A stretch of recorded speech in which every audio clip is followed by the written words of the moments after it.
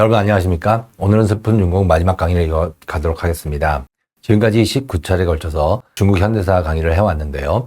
1948년 중화인민공화국이 서서 50년대 혁명투쟁을 거쳐가고 또 60년대 문화혁명이 어떻게 전개돼서 마오쩌둥 사망까지 이르렀는지 여태까지 살펴보았습니다.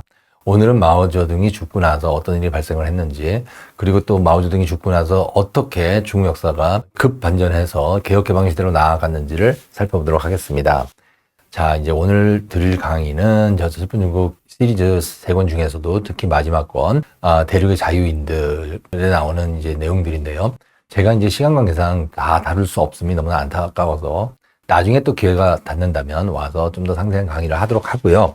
오늘은 마오쩌둥 시대가 끝나고 똥점 시대가 열리는 어떤 그 역사적 전환기를 간략하게 살펴봄으로써 강의를 마치고자 합니다. 저 이제 대륙의 자유인들이라는 책은 제가 많이 공을 들여서 쓴 책인데요. 이 책은 38장으로 뭐 이런 식으로 구성되어 있는데, 이 장의 이제 제목들만 제가 여러분들에게 말씀을 드리면, 첫 번째가 화거펑이라는 사람의 패, 예진행의 초, 후야부방의 담, 원로들의 난, 민초들의 얼, 이런 식으로 이제 한 글자가 하나씩 나옵니다. 그래가지고 제가 38개의 한 글자를 찾아가지고 장 이름을 달았습니다. 그리고 저기에 나오는 이제 개개인의 사람들이 어떤 역사적 전환기에서 나름의 역할을 했던 사람들인데요. 그 사람들을 통해서 중국의 인민들이 어떤 역사를 거쳐왔는지를 좀 정기적인 방식으로 쓰고 있습니다. 그러니까 이거 굉장히 재밌는 책이니까 여러분들께서 관심이 있으시면 좀 읽어주셨으면 감사하겠습니다. 자, 그래서 우리가 다시 돌아가서 1976년 9월 9일 상황을 돌아봐야 되는데요. 마오쩌둥이 사망했습니다. 마오쩌둥이 죽으면 많은 사람들이 예측하고 있었지만, 자, 저 사람이 죽기 전까지는 중국은 전혀 바뀌지 않았습니다. 왜 그럴까요? 한 권력자가 남아있음으로써 그 시대가 유지가 됩니다. 근데 마오쩌둥이 죽고 나서 새로운 시대가 열릴 수밖에 없는 객관적 상황이 펼쳐지게 되죠. 자, 마오쩌둥의 죽음을 애도하는 인민들이 저렇게 모여들어서 고개를 숙이고 있습니다. 자, 그리고 나서 부각됐던 사람이 다름 아닌 마오쩌둥에 의해서 후계자로 지목됐던 화거펑이라는 사람입니다. 이 화거펑은 아주 특이한 이력을 가진 사람인데요. 1952년 후난성 상탄지 당서기를 역임했던 사람입니다. 저기서 이제 상탄이라는 저 지방이 매우 중요한 의미가 있는데요. 바로 다름 아닌 마오쩌둥의 고향 샤오샹이 있는 곳이기 때문입니다. 거기에 그 샹탄에 마오쩌둥 기념관을 건립할 때 화거펑이 그 기념관 건립을 맡아서 했고, 거기서 일을 잘 처리해가지고 마오쩌둥의 그 환심을 샀다고 합니다. 1955년 마오쩌둥이 고향 방문했을 때 화거펑과 처음 만났고요. 자, 그 다음에 이제 대학진 운동이 벌어졌을 때 화거펑은 통계를 조작합니다. 그래서 마오쩌둥을 극구 옹호했던 그런 사람입니다. 그러니까 이제 마오쩌둥을 비판했던 펑더화이 같은 사람과는 대척점에 있었던 사람인데요. 어쨌든 저렇게 아첨을 잘 해서 마오쩌둥의 환심을 사게 되고, 결국 저 사람은 마오쩌둥이 이끌어서 중앙 정계로 불러오고, 그 다음에 자기가 죽기 전에 화거펑을 후계자로 지목했다는 것인데요. 마오쩌둥이 실제로 화거펑에 대해서 언급한 것은 그 미국의 그 에드가 스노우죠. 중국의 붉은 별을 썼던 작가가 1970년 다시 돌아가서 마오쩌둥과 인터뷰를 했는데요. 그때 화거펑이 매우 유능한 사람이다, 뭐 이 정도의 언급을 했다고 합니다. 그리고 나서 사망 직전에 마오쩌둥이 화거펑을 후계자로 임명을 했다 그러는데, 거기서 좀 묘한, 저게 확실히 사실일까 아무도 알 수 없는 어떤 정치적인 모략극의 냄새가 나는 이제 그런 분위기가 있습니다. 왜냐면은 공식적인 절차를 거치지 않고 중국말로 리판스 뭐 빵신 이런 말을 했다는 건데, 저게 이제 직역하면 당신이 이러면 내 마음이 놓인다, 뭐 이 정도의 얘기입니다. 그거를 자필로 마오쩌둥이 써가지고 남겼다는 거죠. 그래서 이제 그게 근거가 되는 거죠. 그러면은 어떤 사람에게 당신이 이러면 내 마음이 놓인다, 이게 내가 당신을 후계자로 지목한다 라고 볼 수 있을까요? 그럴 수도 있지만 그렇지 않다고 볼 수도 있죠. 예를 들어서 린비아오가 제2인자로 후계자로 지목됐을 때는 이 사람들 그 중국 공산당 당장에 올라갔습니다. 그러니까 어떤 공식화된 사건이었죠. 그런데 화거펑이 권력을 잡게 되는 것은 공식화되지 않았습니다. 자, 이제 그런 상태에서 마오쩌둥이 죽었습니다. 마오쩌둥이 죽었을 때 화거펑이 최측근이었기 때문에 그 근처에 있었던 건 맞습니다. 근데 최측근 중에 또 누가 있냐면 4인방이 있었죠. 그 4인방과 화거펑의 권력주행이 불가피해지는 상황입니다. 자, 이런 상황에서 중국 중앙의 핵심 인물들이죠. 그러니까 혁명 원로들이 보기에 이 4인방의 시대는 더 이상 갈 수 없다, 이런 판단을 내리게 됐던 것이죠. 대표적인 인물이 국방장관이 예지인 같은 사람입니다. 이 사람이 볼 때 4인방은 구시대 인물들입니다. 그리고 4인방에게 권력을 맡겨두면 중국은 절대로 발전할 수 없다는 확신을 갖게 됐죠. 무엇보다도 그 이제 1976년 4월 5일 베이징 광장에 몰렸던 그 인민들의 목소리가 매우 큰 역할을 했습니다. 그때 중공 중앙에 있는 핵심적인 사람들이 그 사람들이 하는 말들을 다 들었다 그래요. 그 사람들이 썼던 시들을 읽고 그러다 보니까 이 사람들의 그 인민의 불만이 어느 정도 고조되는지를 알게 되고 사고펑을 제거하지 않고서는 권력을 유지할 수 없다는 판단을 하게 된 것이죠. 그래서 이 사람들이 화거펑 편에 붙어서 4인방을 제거하는 작전을 도모하게 됩니다. 그래서 화거펑이 맨 앞에서 제일 먼저 수행했던 작전이 다름 아닌 4인방 분쇄 작전이었습니다. 4인방을 분쇄해버린다 이런 건데요. 4인방이 전격 체포됩니다. 10월 6일 그러니까 마오쩌둥이 9월 9일날 죽는데 채 한 달이 되지 않아서 마오쩌둥의 영부인인 장칭과 그 다음에 장칭의 오른팔이라고 할 수 있는 장춘차오 그리고 이제 어떤 문예 비평가인 야오원위엔 그 노동자의 상징으로 부상됐던 왕홍원 이런 권력자들이 일시에 체포가 되면서 한 시대가 종언을 구하게 됩니다. 화거펑이 맨 앞에 서 있었고요. 그래서 이제 화거펑이 그날 당장 이제 주석으로 부임하게 되면서 권력을 잡게 되는데 문제는 화거펑이 어떤 사람이냐는 것이죠. 그 사람한테 어떤 새로운 역사적 비전이 있었느냐, 정치력이 있었느냐, 행정가적 능력이 있었느냐 이런 건데 자, 그 대목에 대해서는 제가 이제 말씀드리도록 하겠습니다. 4인방 분쇄 작전을 우리가 돌아보면 이제 국방부 장관이 예젠이라는 사람이 있습니다. 그 다음에 중공중앙 팡원총 주인인데 이 사람이 사실은 그 중난하이죠. 그 권력자들이 모여있는 거기서 매우 큰 어떤 경찰 권력을 가지고 있는 사람이라고 할 수 있는데 이 두 사람이 합심을 했기 때문에 화거펑이 이 두 사람을 엎고서 4인방을 체포할 수 있었던 것입니다. 10월 6일이고요. 전격적인 4인방 분쇄 작전이 이렇게 성공을 했지만 사흘 동안은 극비에 붙여져 있었습니다. 그리고 슬금슬금 4인방이 체포됐다는 소문들이 나돌기 시작을 했지만 실제로 공식적인 중공 기관지를 통해 가지고 그 사건이 객관적으로 보도가 된 것은 10월 21일 그러니까 4인방이 체포되고 나서 한 보름 정도 지나서 베이징에서 150만 명의 대회가 벌어집니다. 이제 군대가 동원되고 또 인민들도 동원해 가지고 4인방 분쇄와 화거펑 주석 임명 경축 대회라는 것이 벌어지고 그게 그 다음 날 기관지에 보도가 되면서 인민들에게 알려지게 됩니다. 그래서 이제 한 시대는 끝이 납니다. 4인방이 체포됐다는 것은 문화혁명이 끝났다는 것을 의미합니다. 문화혁명이 끝났다는 것은 마오쩌둥식의 정치가 사망 선고를 했다는 것을 말을 해줄 수 있습니다. 그러니까 마오쩌둥 정치는 끝났습니다, 저걸로. 그런데 이제 문제는 화거펑이죠. 저 사람이 권력을 잡았는데 이 사람 머릿속을 장악하고 있는 생각은 오롯이 마오쩌둥밖에 없었습니다. 마오 사망 시에 화거펑이 불과 56세였습니다. 56세면 정치적으로 매우 젊다고 할 수 있죠. 물론 4인방은 더 젊은 사람들이 있었기 때문에 그 평균 연령보다는 3살 위지만 70대 이상의 혁명 원로들에 비하면 실출내기에 불과했습니다. 그러니까 그 사람은 아무 능력도 없고 그 다음에 이제 어떤 혁명가로서의 자격도 없는 사람이 마오쩌둥의 신임을 받아가지고 갑자기 권력을 잡게 된 신출내기에 불과했다는 것이죠. 그런데 이 사람이 마오쩌둥 노릇을 하기에는 카리스마도 행정 능력도 미래 청사진도 없는 부족한 인물이었다는 것이 가장 큰 문제였습니다.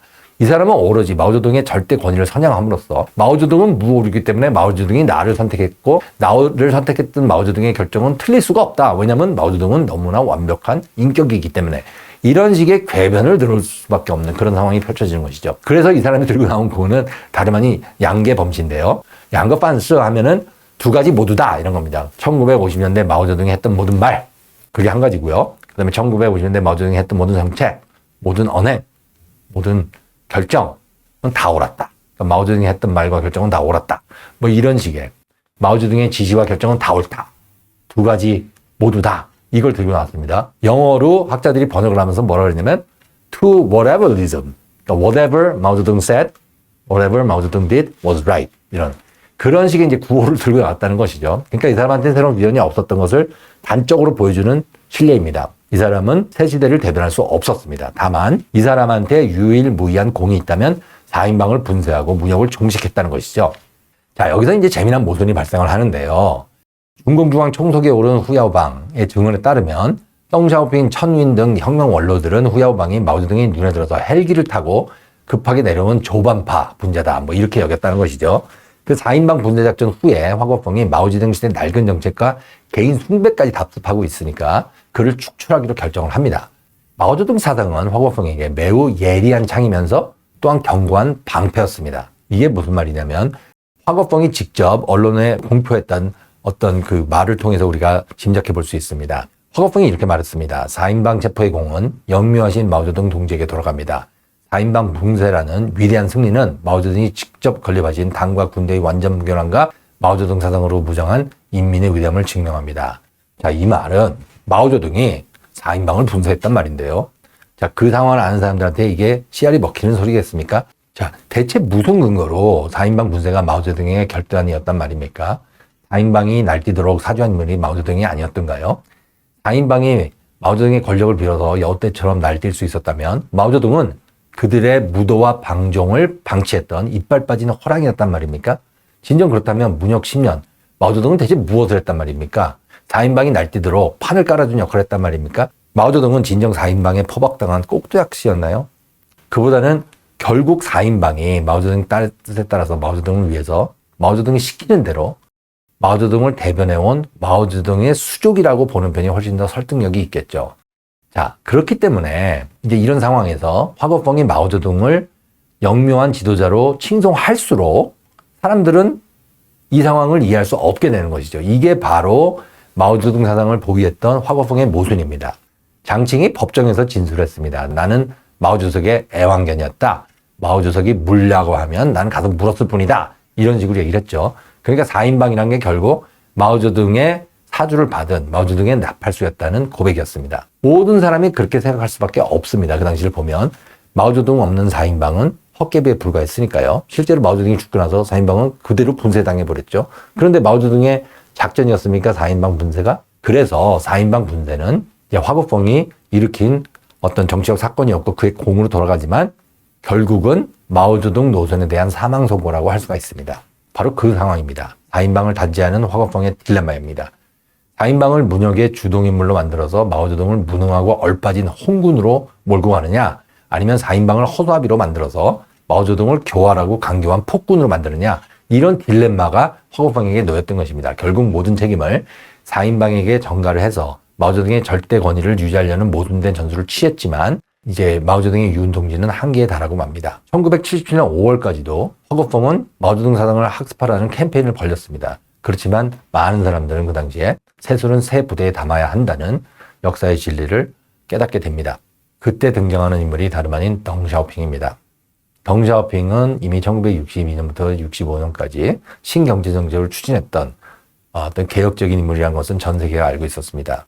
덩샤오핑이 1978년 12월 이제 최고 영도자로 선출되면서 중국의 정치는 극단적으로 바뀌게 됩니다. 자, 1978년 미국의 타임 매거진이 그 해의 인물로 덩샤오핑을 추대했습니다. 12월 말에 덩샤오핑이 최고 영도인으로 추대됐기 때문인데요.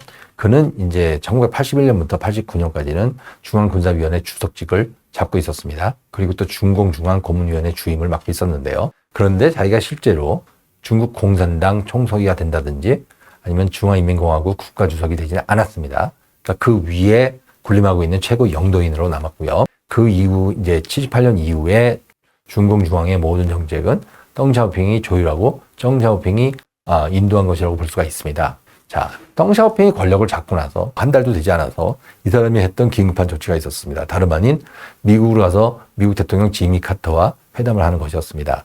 자, 이제 저 장면이 1979년 1월 29일 덩샤오핑과 미국의 대통령 지미 카터가 만나서 어떤 이제 회담을 하고 있는 장면인데요. 덩샤오핑은 지미 카터를 만나서 이제부터 중국이 개혁개방을 추진한다고 공언을 했습니다. 이제 개혁개방이랑은 다름이 아니라 중국이 이제 미국 시장으로 들어오겠다는 것이고 중국의 특구를 만들어서 미국 자본을 주식하겠다는 것인데요. 그렇게 되면 어떤 경제적 공생관계가 형성되게 되죠. 그러니까 미국 자본은 중국에 들어갈 날을 기다리고 있었습니다. 왜냐하면 중국은 놀랍도록 저개발된 상태에 있었기 때문에 자본가들이 들어가서 중국을 개발하게 되면 어마어마한 경제적 특수를 누릴 수밖에 없죠. 그 기회를 엿보고 있었던 미국 자본가들이 너도 나도 서둘러서 중국으로 들어가려고 했고 또 이 덩샤오핑은 경제 특구를 만들어서 그 해안지대에 여러 도시를 개방을 했습니다. 그 개방을 하고 거기에 들어간 사람들이 공장을 만들어서 새로운 신제품을 만들어서 값싼 가격으로 미국 소비자들에게 물건을 공급할 수 있게 되고요. 이런 식의 경제적 공생관계가 만들어지면서 개혁 개방의 시대가 열립니다. 자, 그리고 중국 인민들이 완전히 새로운 상태로 들어가게 되는데 여태까지 29년 동안 중국 인민들은 경제적 자유를 누리지 못했습니다. 여러분, 경제적 자유가 없는 삶은 자기가 스스로 새로운 아이디어를 내서 돈을 벌고 사업을 하고 뭐 이런 활동을 전혀 할 수가 없는 매우 수동적이고 농노화된 삶이었습니다. 그런데 지금부터는 중국의 농촌에서 그 이제 막 공장들이 생겨나게 되죠. 왜냐하면 사람들이 이제 일을 해서 돈을 벌 수가 있으니까 그 영어로 하면 TV라고 하는 타운십 앤 빌리지 엔터프라이즈라고 하는 그런 공장들이 마구 생겨나게 됩니다. 그런 공장에서 물건을 생산해서 돈을 버는 그런 활동을 하게 되는 것이죠. 드디어 중국 사람들이 경제적 자유를 되찾았습니다. 그래서 이제 1983년이 되면 덩샤오핑이 정치 권력은 그대로 공산당 일당 독재를 유지하면서 이제 경제 개혁을 추진하고 있으면서 이 사람이 벌였던 싸움을 타임 매거진에서는 마오의 유령 추방하기라고 불렀습니다. 자, 그리고 이제 86년도에 또 한 번 덩샤오핑이 이제 그 해의 인물로 선정되는데요. 그것은 이제 중국이 개혁개방을 통해 가지고 너무나 빠르게 새로운 국가로 발돋움하고 있었기 때문입니다. 78년 개혁개방 이후에 중국은 경천동지할 경제혁명을 경험하게 됩니다. 자, 저 그래프가 3쪽으로 보여주는데요. 78년까지 중국 경제는 거의 성장을 하지 못했습니다. 그리고 나서 78년부터 경제가 거의 연평균 10%로 성장을 하게 되는데요.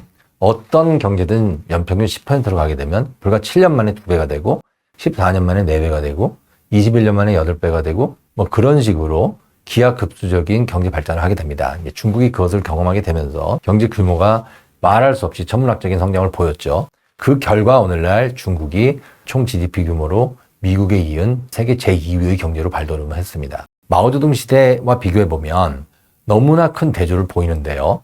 그러니까 리더십이 바뀌니까 경제 제도가 바뀌고 경제 제도가 바뀌니까 중국 정체가 통째로 바뀌어버리는 역사적인 혁명이 일어났습니다. 혁명이 무엇입니까? 사회 경제의 구조적 변동이 아닌가요? 그래서 다시는 돌아갈 수 없는 불가역적인 변화가 일어날 때 우리가 혁명이라고 하지 않나요? 그런 구조 변동이 일어나지 않는데 혁명이라고 한다면 그것은 정치적인 레토릭에 불과한 것이죠. 그렇다면 마오쩌둥 시대 중국이 과연 혁명을 겪었나요? 혁명을 겪었다고 볼 수가 있습니다. 왜냐하면 사적 소유를 모두 박탈당한 대로 경제적 자유가 없는 사회주의 혁명 시대로 들어갔기 때문이죠. 그 과정에서 중국 경제는 크게 성장하지 못했습니다. 어떤 사람은 마오쩌둥이 기근을 해결했다고 하지만 사실은 마오쩌둥이 인류사 최악의 대기근을 초래한 인물이었습니다. 자, 그리고 나서 마오쩌둥이 죽고 2년이 지나고 나서 경제적 개혁 개방이 이루어지자 곧바로 중국 경제가 저런 식으로 비약적인 성장 국면으로 들어가게 됩니다. 그 결과 오늘날 중국이 만들어졌습니다. 자, 덩샤오핑은 저렇게 외국 언론에 크게 소개됐던 가장 중요한 인물이었습니다. 저 사람이 만든 경제혁명이야말로 오늘날 중국을 만든 가장 중요한 개혁 조치였다고 할 수가 있죠. 리더가 바뀌면 나라가 바뀝니다. 정치란 한 나라의 사회경제적 기본 제도를 짜는 과정입니다. 제도가 바뀌면 나라의 운명이 바뀝니다. 마오쩌둥 27년의 통치 동안 사회주의 혁명을 시도했지만 중국 경제는 살아나지 못했습니다. 마오쩌둥이 죽고 나서 2년간의 권력 투쟁이 벌어졌죠. 화거펑이 물러나고 덩샤오핑이 등장을 합니다. 그리고 덩샤오핑 시대는 개혁 개방이라는 구호로 시작이 되었습니다. 개혁 개방은 경제 성장 혁명을 알리는 신호탄이었습니다. 그 결과 오늘날 중국이 만들어졌죠. 지금까지 20회에 걸쳐서 중국 현대사의 여러 장면을 우리가 돌아봤습니다. 제가 쓴 책에서 극히 일부에 불과한 소략한 내용들이기 때문에 상세한 내용을 알고 싶으시면 제 책을 좀 참조해 주시기 바라고요.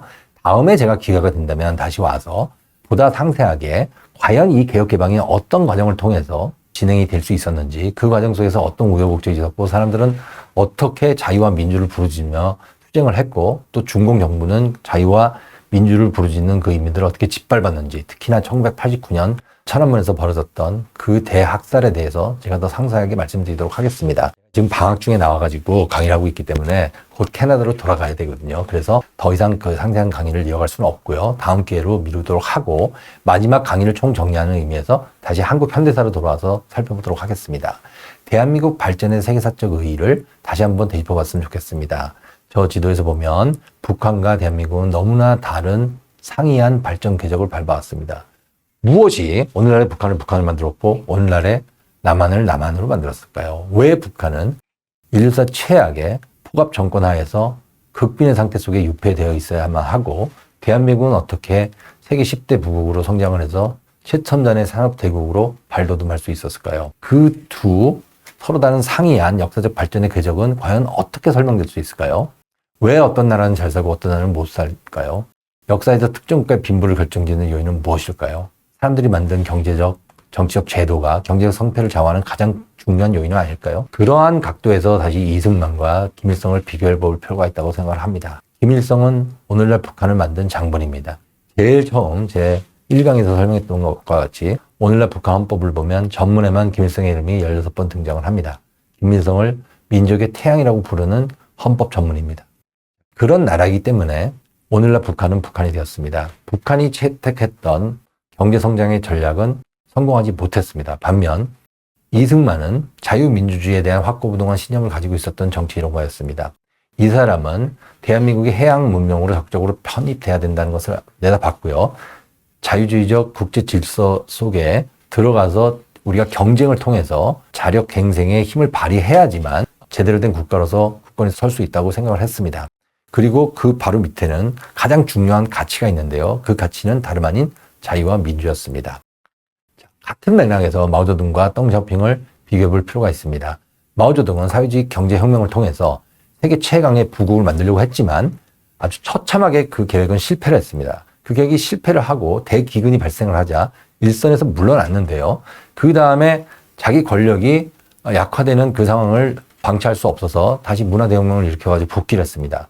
마오쩌둥의 복귀는 10년의 대호겁을 야기했습니다. 이 호겁이란 거대한 겁탈이라고 할 수 있는데요. 중국 사람들은 문화대혁명의 상처를 안고 지금도 살아가고 있습니다. 그러니까 지금 60, 70대 사람들은 너무나 생생하게 기억하고 있는 그 상황이죠. 자, 그렇기 때문에 오늘날 중국이 제대로 된 자유와 제대로 된 민주를 누리지 못합니다. 그럼에도 불구하고 1978년 이후 덩샤오핑이 등장을 하면서 중국은 경제 성장을 성취할 수 있었고요. 그 결과 오늘날 세계 제2의 경제 대국이 되어 있습니다. 자, 제가 강의 초반에 설명했던 바와 같이 이승만과 김일성의 대결은 동질적인 수평적 대결이었습니다. 반면 마오쩌둥과 덩샤오핑의 대결은 연속적인 경쟁이었고요. 수직적, 계기적 경쟁이었다고 할 수가 있습니다. 모델을 통해서 우리가 확실하게 짚을 수 있는 것은 정치적 리더십이 한 나라의 명운을 결정한다는 너무나 단순자명한 사실입니다. 그렇다면 리더는 누구일까요? 리더는 어떤 사람이 돼야 될까요? 마지막으로 리더십에 대해서 우리가 좀 이론적인 고찰을 해볼 필요가 있다고 생각을 하는데요. 저는 오래전에 한 기회를 얻어서 기업에서 강연을 할 때 제가 만든 신조어가 있었습니다. 그건 다름 아닌 캐피텀 리더십인데요. 자, 여기서 캐피텀은 라틴어로 카푸시라고 하면 머리를 가리킵니다. 복수용어로 말하면 캐피텀인데요. 이제 한 국가에는 여러 리더가 있다고 생각을 하고 어떤 조직이든 각계각층의 다양한 리더들이 있죠. 그러니까 군대도 마찬가지로 영관급 리더가 있고 그다음에 장성급 리더가 있고요. 그렇게 다양한 리더가 모여서 조직을 만든다고 생각을 하면 우리가 캐피텀 리더십을 생각해 볼 수가 있습니다. 어떤 리더든지 여러 가지 덕목을 갖춰야 되는데 제가 보기에 한 7가지 덕목이 가장 중요하지 않나 저는 그렇게 생각을 합니다. 첫 번째 덕목은 소통의 리더십입니다. 소통 능력이 없는 사람은 리더가 되면 안 됩니다. 그러니까 이제 마오쩌둥이 과연 소통 능력을 가진 사람이었을까요? 그렇다고 할 수도 있고 그렇지 않다고 할 수도 있습니다. 이 사람이 1950년대 벌였던 그 정치 숙청을 보면 반대자들을 모조리 몰아내고 반대자들을 전부 다 모아가지고 강제 노역에 처해버리면서 사실은 소통을 막아버렸던 리더였습니다. 그러니까 소통이 막혀버렸기 때문에 대기근이 발생을 했죠.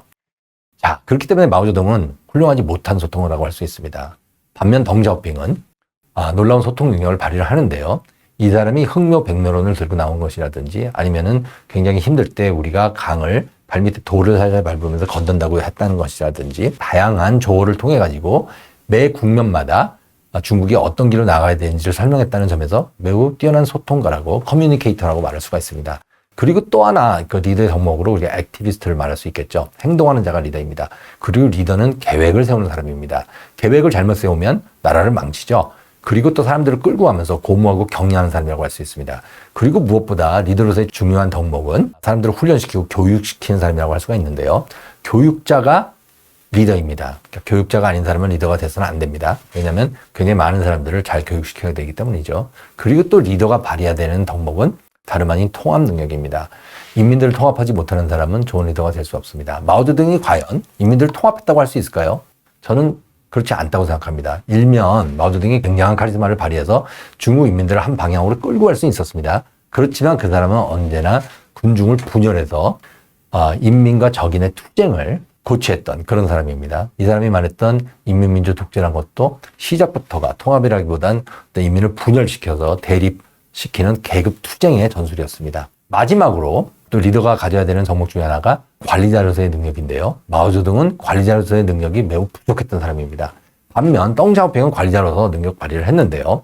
자, 그러니까 마오쩌둥과 덩샤오핑을 보면서 우리가 리더의 덕목을 생각을 해보게 되면 저는 중국의 현대사를 통해서 과연 우리가 어떤 리더를 뽑아야 되고 정치 권력은 어떤 사회적인 파장을 가져오고 경제적인 효과를 가져오는지를 우리가 구체적으로 생각해 볼 수 있다고 저는 생각을 합니다.